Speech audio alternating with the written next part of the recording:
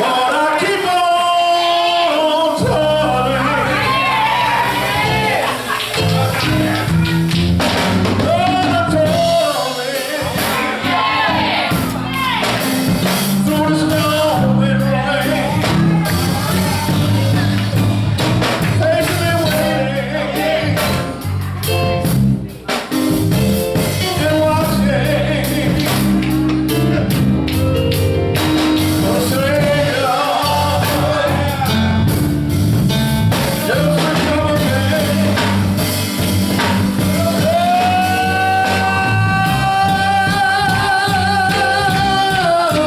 I'm coming home. Everything I keep on trusting in your word. For when the gates swing,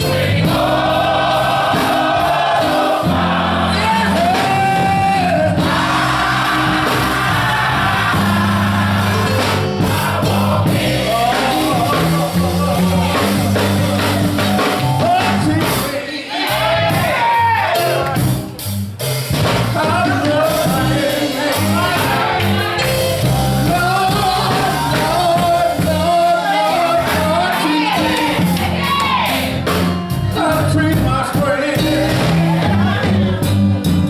I want you to fill me with your Holy Spirit. Without the Savior, till it is over.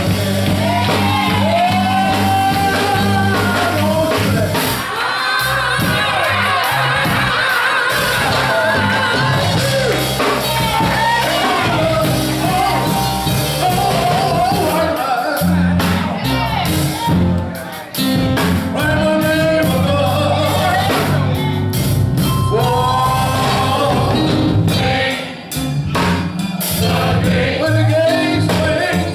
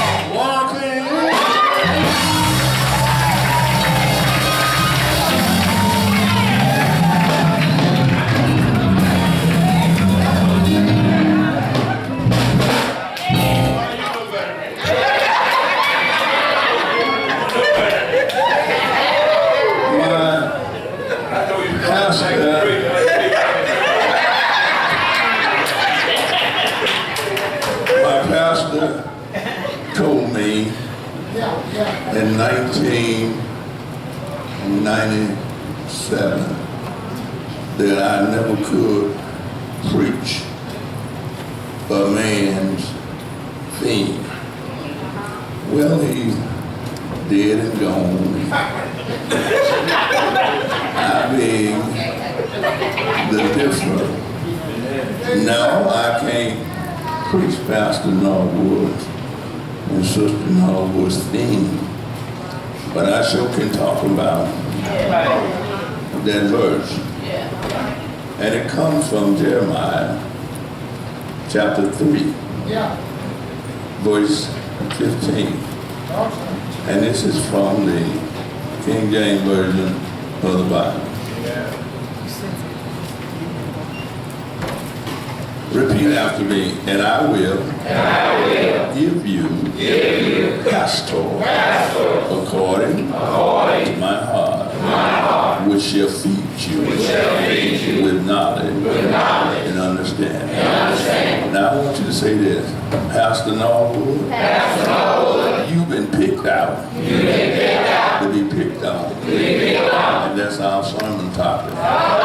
Picked out to be picked on. We just thank God for the opportunity to be back over on this side. And soon as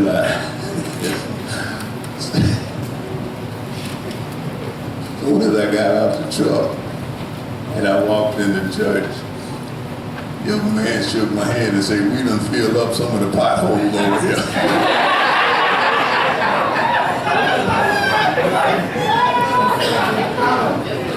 He said, "Not all of them, but we done filled up some." And believe it or not, I have to give you credit. Because when we came down that road last year, it was like an obstacle course. But this year it was all right. You know, love goes a long way. And in this profession that we are in, it don't take a whole lot of time to find out if an individual is genuine. Let me say thanks and give God thanks for these preachers that are sitting here with us on today. But when I first met Pastor Norwood, I thought it was cancer. I'm not gonna lie, I can say that now. Because I had a strain in my throat and I couldn't sing like I really wanted to. So I was in the background. We came over here to the VA, and the doctor, she put the scope in my throat and she said, "You see it?" I said, "What?" She said, "Do you see it? There it is right there." And it was a knot. And she said, "We got to take that out." I said, "You get ready to cut on my throat?" I said, "Do you know what my job is?" She said, "You're a preacher." I said, "Yes, ma'am." She said, "But you'll sing better and preach better when I take it out." On my way back to Vicksburg, and I prayed to the Lord, and I said, "You know who I am, and you know what I am. Now it's in your hands." And they performed the surgery, and she told the wife, she said, "Don't let him talk for 2 weeks."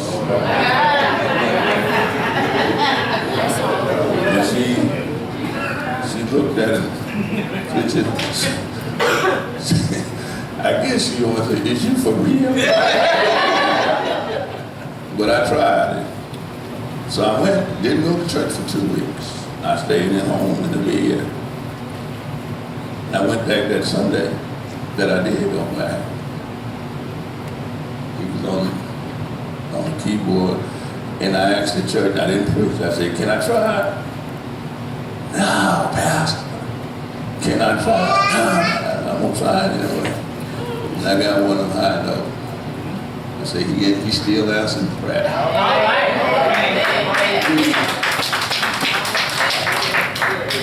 When I met Pastor and Sister Norwood, and this is the type of an individual I am.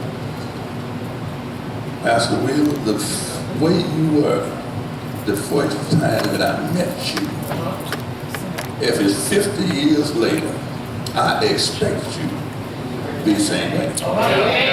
Now, if I see something different, then I know that you're from a church. Because see, I'm from the church. See, a church is pastored by Satan. The church is pastored by Jesus.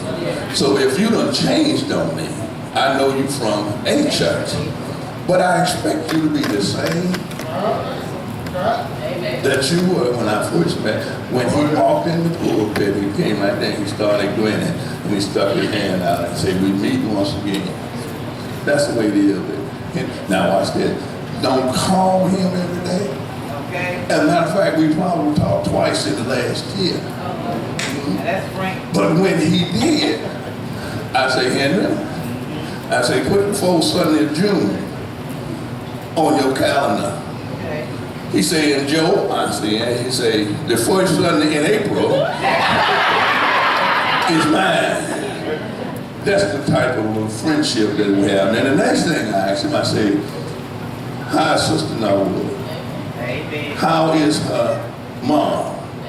That's caring. Amen. Then when we came today, and he was telling me about his daughter. That's the reason why I wanted them to sing that song. But Jesus, I don't care what you're faced with, Jesus said.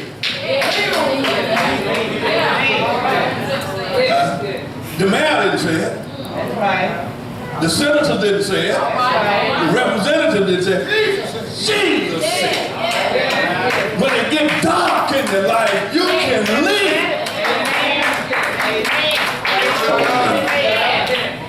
And that's all we have. Yes, sir. I had a situation happen to me last week. As soon as I addressed it, I was hurt. No sense in me lying. I was hurt. I stayed like that for about a good 2 minutes, and then it dawned on me. Lord, I thank you for the serenity prayer. Grant me the serenity to accept the things that I can't change. The wisdom, the courage to change the things that I can't. And the wisdom to know the difference. I ain't have no control over, so what am I going to lose sleep for? So we're just excited, considering to be here with you on today. Now, don't keep it on. Picked out to be picked on. What is success? Most definitions include references to achieving goals, wealth, prestige, favor, and power. All right. Successful people enjoy the good life being financially and emotionally secure, being surrounded by admirers, and enjoying the fruit of their labor. Y'all can talk back to me. I thank Sister Roberts for that introduction, and all of those accolades were mine. What good are they to you? You can talk back to me. What good are they to you? The doctoral degrees, what good are they to you? The master's degrees, what good are they to you? The bachelor's degrees, what good are they to you? If I don't have common sense.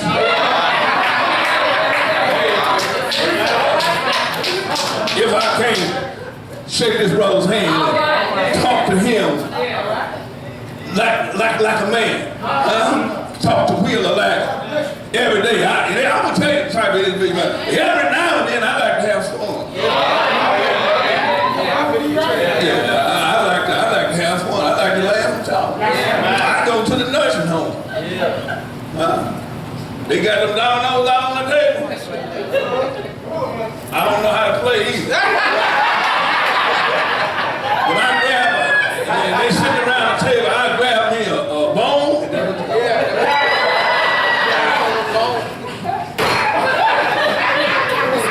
No, Bill, know what I'm doing? But what good is it if you can't have fun?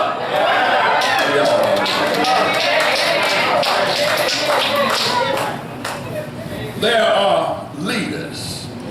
Successful people, they are leaders. Opinion makers and trendsetters. Their example is emulated. Their accomplishments are noticed. They know who they are, where they are going, and they strive confidentially to meet their goals.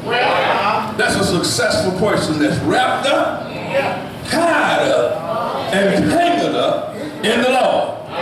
By these standards, Jeremiah was a complete failure. For some 40 years, he served as God's spokesman to Judah. But when Jeremiah spoke, the people did then, just like some of them are doing today.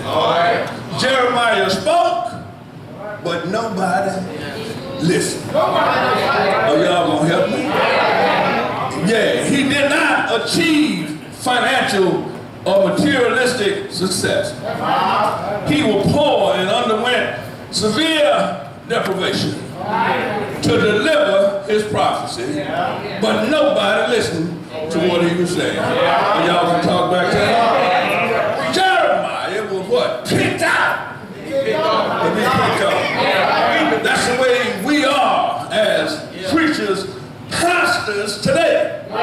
We study, we stand up in the pulpit, we hoop, we holler, we sweat, trying to tell you what thus says the Lord.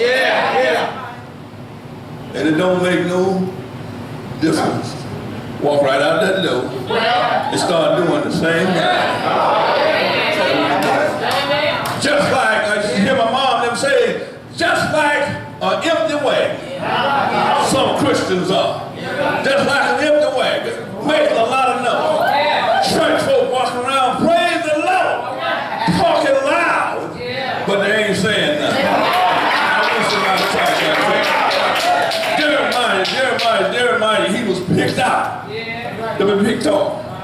He was thrown in jail, placed in a dungeon, taken to Egypt against his will.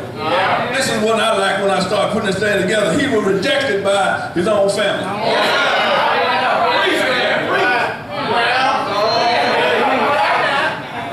Rejected by his own family. Y'all do know the man named Jesus, don't you? Y'all know him? He was rejected by his family. But what did you think we want? Rejected by his neighbors, false prophets, priests, friends, and the audience. The preacher was rejected by them. We walk around and trying to help in critical situations.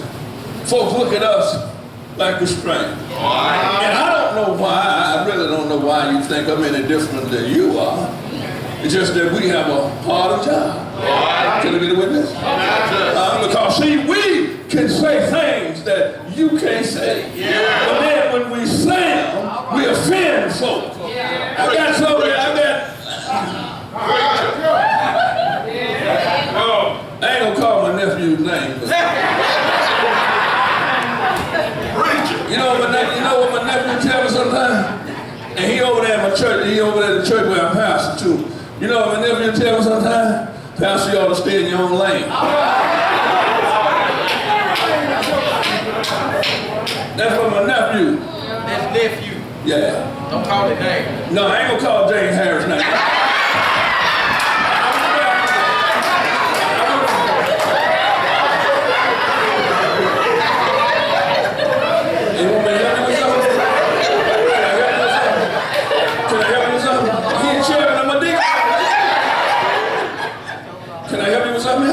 He's sitting right back there.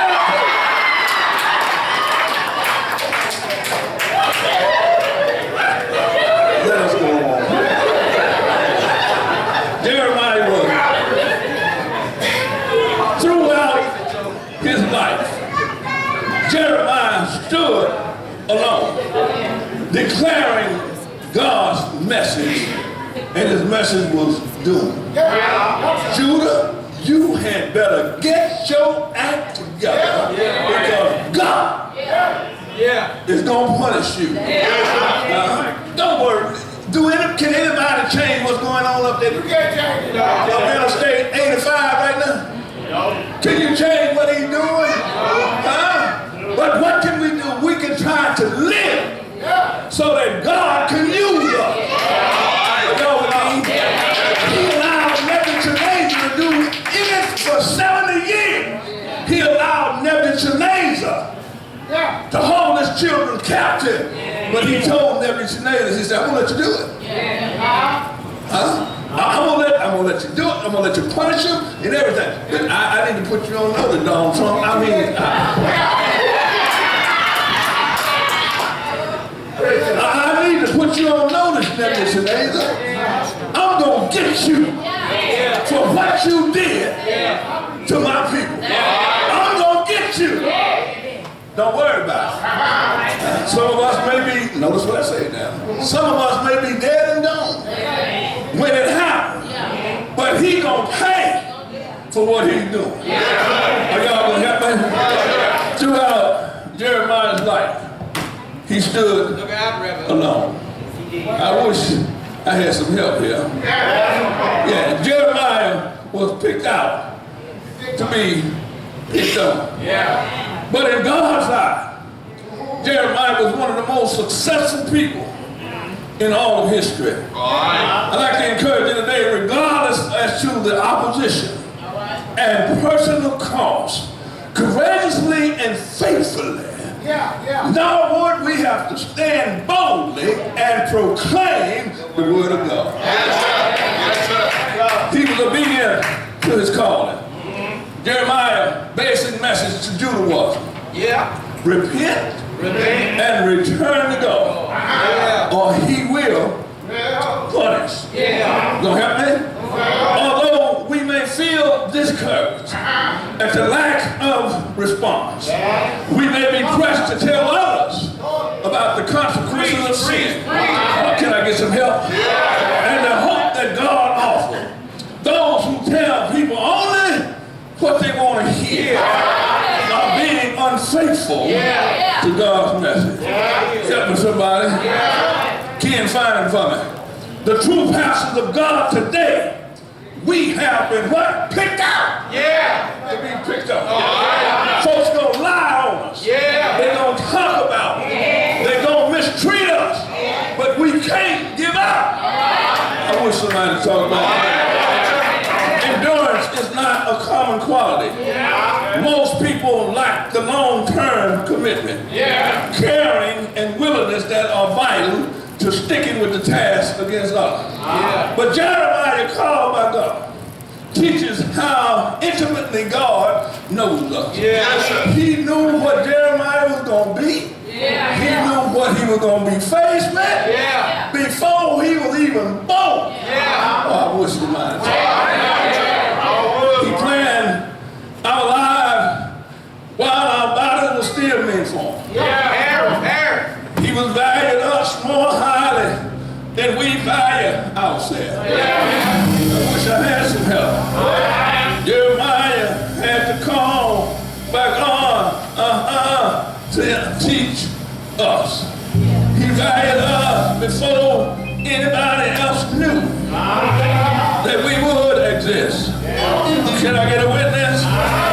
He cared for us while we were still in our mother's womb. I wish I had some help. God planned our lives while our bodies were still being formed. Don't help me. He valued us higher than we valued ourselves. I wish I had some help. Jeremiah had to depend on God, love as he developed endurance on this Christian journey. We as pastors and preachers, it get hard sometimes. Can I get a witness? It get hard sometimes. Sometimes we have to go when we don't feel like going. Are you gonna help me? He might not tell Sister Norwood, just like I won't tell Sister Harris sometimes. But there have been times when we were faced with situations with members of the church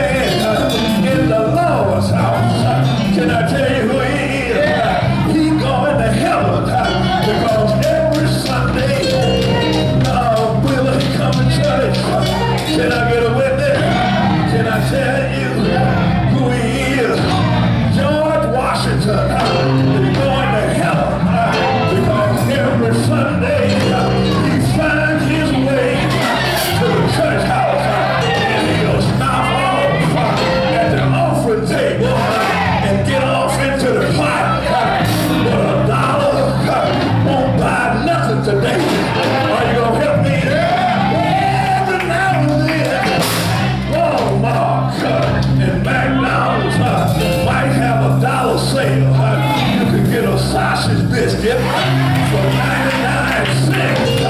That's what they advertise. But by the time they put the taxes on it, it's still over $1. But you were coming in to the church house on Appreciation Day. And George Washington with a big old smile on his face. Preaching got a smile on his face. And put that dollar in the offering tray. And feel like you have done something. But I stopped by today on my way back to Vicksburg just to tell you we've been picked out. We picked on. It don't get too late in the night hour.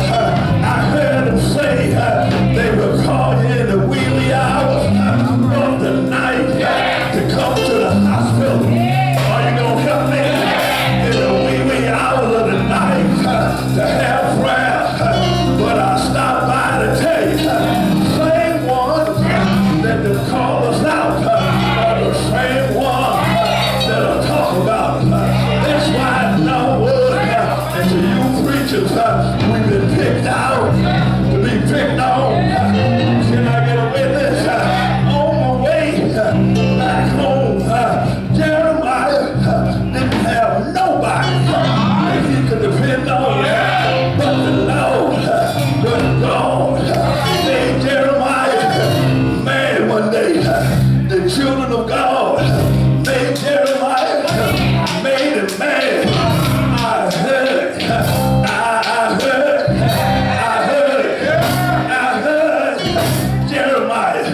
Jeremiah say, I'm tired of talking to the hard-headed folk.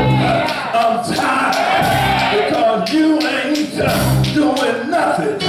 Can I get a witness? I heard Jeremiah. I wish I was there to see how he looked. Jeremiah made a statement.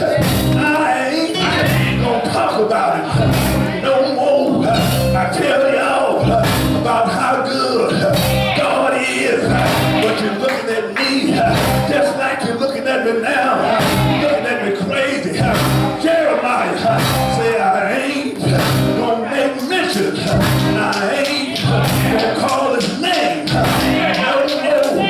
But I can imagine Jeremiah, but I've been like that. I wanted to throw in the towel. I ain't gonna preach no more. I'm tired of talking to you hard-headed folks, telling you what thus said the Lord, and you are still sitting there. Don't wanna even say amen. I heard everybody say, God has been too good to me. When he laid down last night, you woke me up early this morning. I took inventory of my body. Everything was working right. I got to talk about this man called God. The word of God is just like fire. Shut up in my phone. I got to tell somebody how good God really is. Is he all right? Is he all right? Has he done anything for anybody in here? Is he all right? Let me hear you say yes. Is he all right? Is he all right? Is he all right? Just like fire. Shut up in the phone. I got to tell a dying world about that man who hung there and died on Calvary cross. That same man that hung on the cross from 9 o'clock Friday morning until 3 o'clock Friday evening, who went in the ground, stayed there all night Friday, stayed there all day Saturday, stayed there Saturday night. Help me say it early.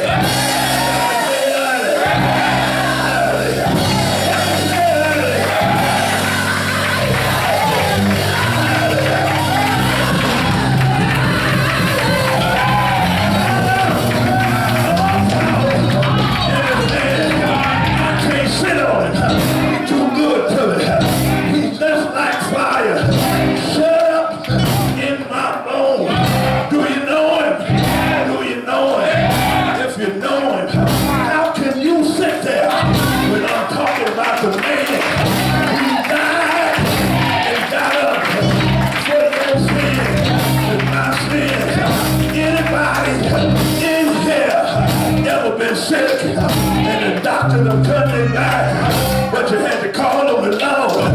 And he come in, and he come in, and he come in, and he show out, and he all right, and he all right. The Lord is all right.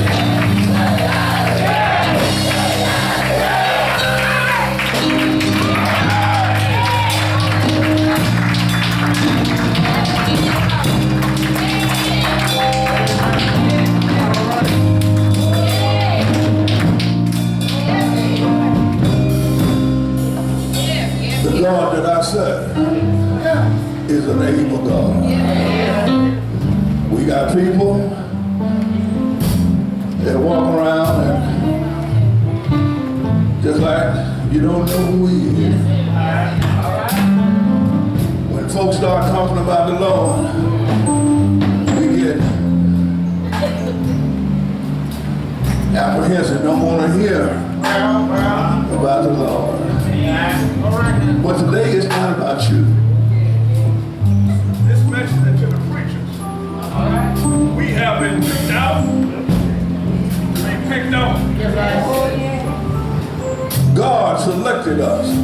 I like what it says, many are called, but a few are chosen. Sometime I have gone out on assignments, and I tell the wife, I say, come on, go with me. Preach it, preach it. I take her with me because I want her to see what I be dealing with. We went to a house one night in Norwood. When we left, she told me, she said, Harris, I don't see how you do it. But she had a first eye glimpse of what I did. I also work with a funeral home. I left the house at 7:45, going to the funeral home. I got back home, it was 11:45. She was sitting there. And I could just about imagine what was going through her mind. Now, you ain't been in no nursing home. That's what you said. See, and we never had the discussion. See, but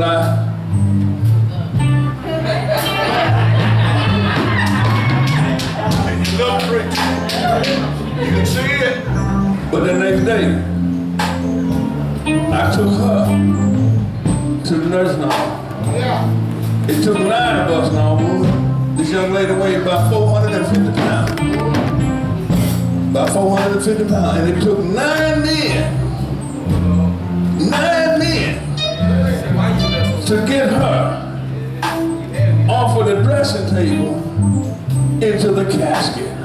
9 men. When we walked in the funeral home, some of the fellows that were there, I say, what time did y'all leave last night? It's called psychology, y'all didn't know that. Yeah. So they kept talking and everything, and it was, yeah, he was at the funeral home. But at the same time, while I was helping them with that young lady, I was also spiritually mentoring that family. 2 weeks ago, her sister became a member of our church. The same sister. I was a chaplain with hospital. The same sister that said they didn't want no chaplain or no preacher coming by. I didn't have no control over that. I just left it in the master's hand. Not only did I go to the house, now I'm her pastor. But we have been picked out. That's right. We've been picked out.